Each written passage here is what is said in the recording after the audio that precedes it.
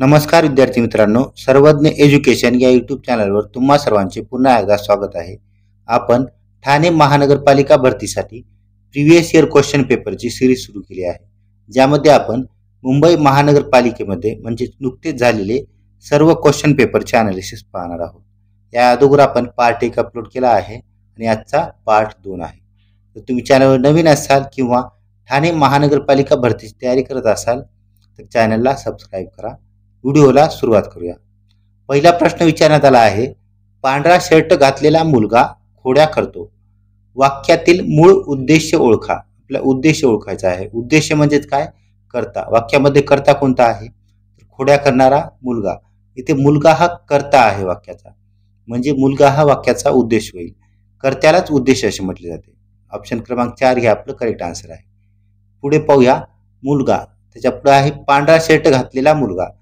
आता पांढरा शर्ट हे काय? मुलाविषयी विशेष माहिती सांगते. जर कर्त्याविषयी विशेष माहिती सांगत असेल तर त्याला काय म्हणतात? उद्देश विस्तार असे म्हटले जातात, कारण हे उद्देशाविषयी विशेष माहिती सांगते. म्हणजे पांढरा शर्ट हे उद्देश विस्तार होईल. खोड्या करतो हे काय? क्रियापद आहे.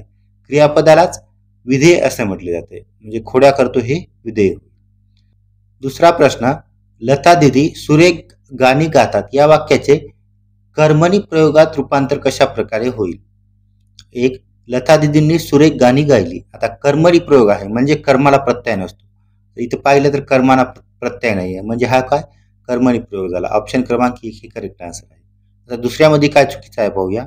लता दीदी सुरेख गाणी म्हणतात. आता इथे लता दीदीला पण प्रत्यय नाही, म्हणजे कर्त्याला पण प्रत्यय नाही आणि कर्माला पण प्रत्यय नाही.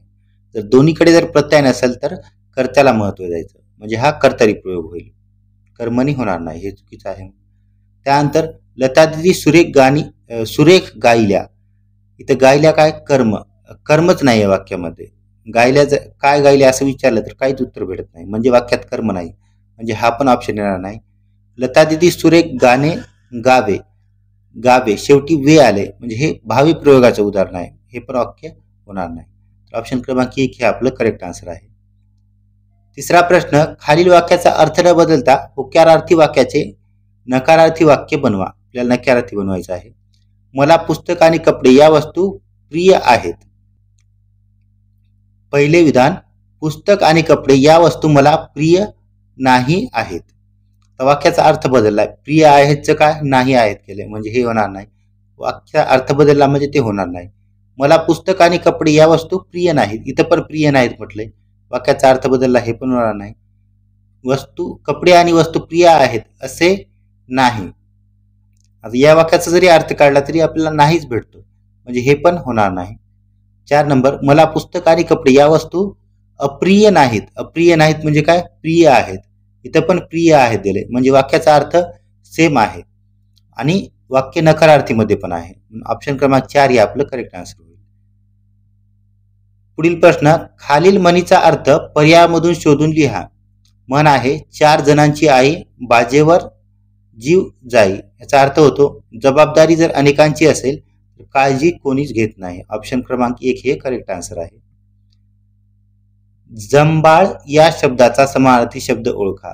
जंबाळ म्हणजे चिखल. ऑप्शन क्रमांक 3 हे करेक्ट आन्सर आहे. पराहत या शब्दाचा विरुद्धार्थी शब्द ओळखा. आता पराहत म्हणजे काय?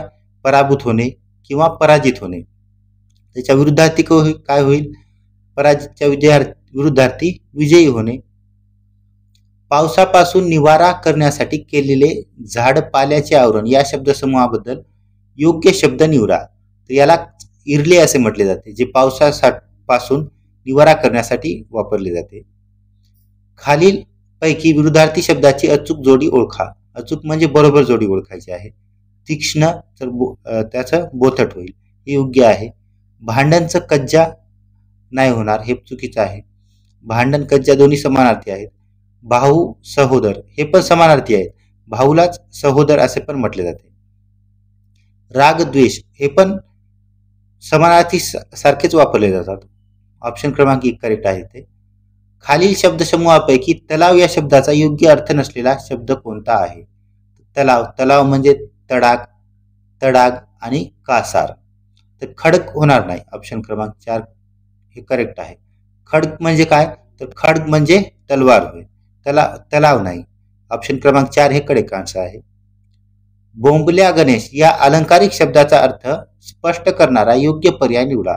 बोंबल्या गणेश म्हणजेच नेहमी अंगमळ बोलणारा माणूस. ऑप्शन क्रमांक 4 हे करेक्ट आहे. जे आवडेल ते खुशाल घेऊन जा या वाक्याचा प्रकार ओळखा. तर हे काय मिश्र वाक्य आहे. याच्यामध्ये उभयान्वी अव्यय वापरले आहे. कोणतं तर जे ते हे उभयान्वी अव्यय वापरले आहे, त्यामुळे हे मिश्र वाक्य.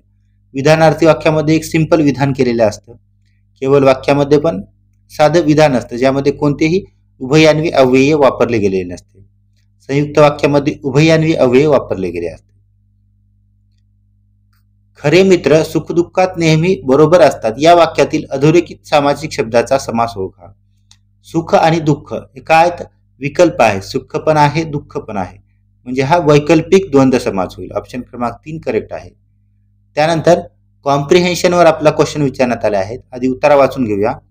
पुढील उतारा वाचा आणि त्या आधारे खालील प्रश्नांची उत्तरे द्या. Doctor B.R. आंबेडकर यांच्यावरती उतारा आहे आणि त्यानंतर त्यावर क्वेश्चन दिलेले आहेत. डॉक्टर बाबासाहेब आंबेडकर जेव्हा शोषित वर्गासाठी लढा उभारायला निघाले तेव्हा काळोखाचे साम्राज्य होते. दुःख, दैन्य, दारिद्र्य व सामाजिक असमानता यांच्या अंधाराने शोषित वर्ग ग्रासलेला होता. सतेज किरणांनी न्हालेल्या उमेदीच्या सुखांच्या सूर्यफुलांनी साथ दिली नाही. ते एकाकी होते तरी डगमगले नाहीत. त्यांनी बुरसटलेल्या विचारांच्या पारंपरिक वाटेने जायचे नाकारले. नवविचारांचा जागृतीचा मार्ग खाचखळ्यांनी भरलेल्या अतिशय खडतर होता. खड्ड्यांनी म्हणजेच अनेक अडचणींनी त्यांचे स्वागत केले.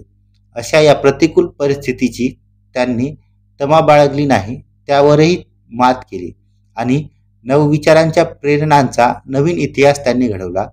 आतापर्यंत वर्णव्यवस्थेने नाकारलेल्या अन्याय सहन करणाऱ्या सर्वहारा जनतेचे ते नायक झाले आणि दुर्लक्षित असलेल्या, बहिष्कृत असलेल्या भारतीय समाजात त्यांनी जागृती आणली, नवचैतन्य आणले, त्यांच्यात आत्मविश्वास जागा केला.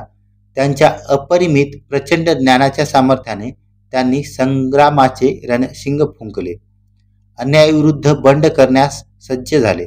आतापर्यंत गुलामगिरीत खितपत पडणाऱ्या बांधवांच्या पायातल्या दासाच्या साखळ्या त्यांनी तोडून टाकल्या. एखाद्या युद्धात सैनिकांना सज्ज करावे तसे चवदार तळ्याच्या संग्रामासाठी सर्व दलित बांधवांना तळ्याच्या काठी उभे केले. तर पहिला प्रश्न विचारण्यात आला आहे उतार्यावर. डॉक्टर बाबासाहेब आंबेडकरांना गुलामगिरीत बांधवांच्या पायातील दास्यांच्या साखळ्या तोडून टाकणे कशामुळे शक्य झाले तर हे आहे अपरिमित प्रचंड ज्ञानाच्या सामर्थ्यामुळे हे शक्य झाले. रणशिंग फुंकणे या वाक्यप्रचाराचा अर्थ खालीलपैकी पर्यायामध्ये शोधा. तर रणशिंग फुंकणे म्हणजे युद्ध सुरू होण्याचा इशारा देणे. ऑप्शन क्रमांक 1 हे करेक्ट. डॉक्टर बाबासाहेब आंबेडकर यांनी नाकारलेली गोष्ट कोणती तर बुरसटलेल्या विचारांची पारंपरिक वाट ही डॉक्टर B.R. आंबेडकर यांनी नाकारलेली गोष्ट होती. व्हिडिओ आवडला असेल तर व्हिडिओला लाईक करा आणि चॅनलला सबस्क्राईब करा. या सेशनच्या PDF साठी सर्वज्ञ एज्युकेशन या टेलिग्राम चॅनलला जॉईन करा.